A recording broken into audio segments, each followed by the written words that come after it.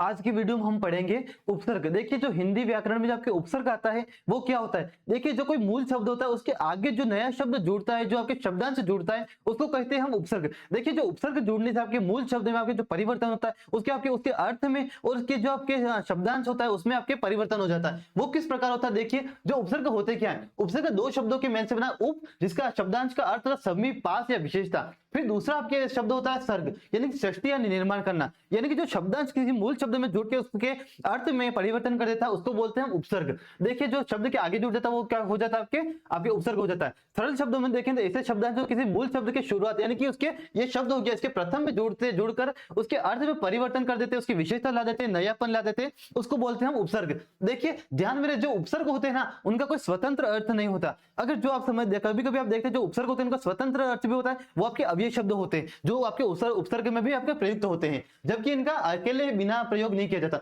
यानी कि इसके मूल शब्द के अलावा इनका अकेले में कोई प्रयोग नहीं होता। देखिए जो आपके उपसर्ग होते हैं वो मुख्य प्रकार से आपके चार प्रकार के होते हैं। आपके पहले होते हैं संस्कृत, दूसरे होते हैं हिंदी, तीसरे होते हैं आपके विदेशी उपसर्ग, यानी कि उर्दू, अरबी, फारसी ये भाषा होती है, इनके उपसर्ग होते हैं। जो चौथे प्रकार होते हैं वो आपके रूढ़ शब्द होते हैं, जबकि वो आपके उपसर्ग नहीं होते। मुख्य प्रकार से आपके भेद तो होते हैं आपके तीन, लेकिन जो चौथे शब्द होते हैं, जो रूढ़ शब्द होते हैं, वो कभी कभी आपके उपसर्ग में प्रयोग होने लग जाते हैं। तो आपके जो मुख्य प्रकार है उपसर्ग वो क्या हो जाएंगे आपके तीन प्रकार के। पहला हो जाता है संस्कृत के उपसर्ग। देखिए संस्कृत के जो उपसर्ग होते हैं उनको हम तत्सम उपसर्ग भी कहते हैं, यानी कि जो संस्कृत के शब्द है वो ऐसे के ऐसे संस्कृत से उठा के आपके हिंदी में प्रयुक्त करने लग गए। तो वो कैसे होंगे जो उपसर्ग होंगे, देखिए अति, अति का अर्थ होता है आपके अधिक, तो उसका क्या होगा अति प्लस अधिक, यानी कि अत्यधिक हो गया। अति प्लस अत्यंत हो जाएगा, अति प्लस अत्याचार हो जाएगा। तो इसमें आप एक आपके ये भी देखेंगे, इसमें आपके यण संधि भी साथ में चल रही है। फिर देखा अनु, यानी कि अनु का अर्थ होता है पीछे, अनुज, अनुशासन, अनुवाद। फिर देखा अप, यानी कि बुरा, अपवाद, अपशब्द। इस प्रकार से आपके जो शब्द होते हैं वो आपके संस्कृत के शब्द उपसर्ग होते हैं।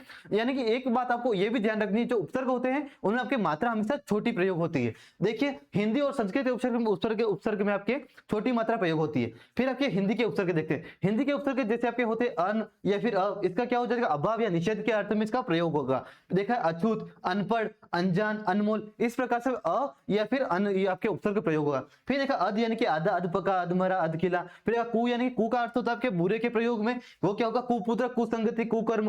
फिर बिन, बिन का अर्थ होता है बिना के अर्थ में, अभाव में आपके इसका अर्थ है बिन ब्याह, बिन देखा, बिन बातें। इस प्रकार से आप हिंदी के उपसर्ग होते हैं। फिर देखा भी आपके उर्दू, अरबी, फारसी उपसर्ग, यानी कि विदेशी उपसर्ग, वो कैसे होते हैं। देखिए कम, यानी कि थोड़ा या हीन, या जो थोड़ा हो जाता है उसका कम उपसर्ग में प्रयोग। देख कम जोर, इसमें जोर कम है, यानी कि अभाव के अर्थ में बता रखा है। कम उम्र, जिसकी उम्र कम है। कम अकल, इसमें अकल कम है, दिमाग कम है। फिर देखा है खुश, खुश का अर्थ हो गया अच्छा, खुशबू, खुश मिजाज, खुशखबरी। फिर देखा गेर, गेर यानी कि रहित, बिन, गैर हाजिर, गैर कानूनी। फिर देखा बद, बुरा यानी कि बदनाम, बदसूरत, बदबू, किस्मत, बदकिस्मत। इस प्रकार से आपके जो उपसर्ग होते हैं वो आपके मुख्य कितने तीन प्रकार के होते हैं, संस्कृत, हिंदी, आपके विदेशी उपसर्ग। उसके अलावा जो शब्द होते हैं वो आपके रूढ़ शब्द होते हैं, जो आपके उपसर्ग में कभी कभी प्रयोग हो जाते हैं। वो जो आपके उपसर्ग होते हैं वो अधिकतर उनमें मात्रा आपकी कौन सी छोटी मात्रा प्रयुक्त होती है। तो इस प्रकार से हमने एक बहुत ही छोटे टाइम में, छोटे वीडियो में हमने उपसर्ग को समझा। तो आपको ये वीडियो कैसा लगा बताएं आप। आपका बहुत बहुत धन्यवाद।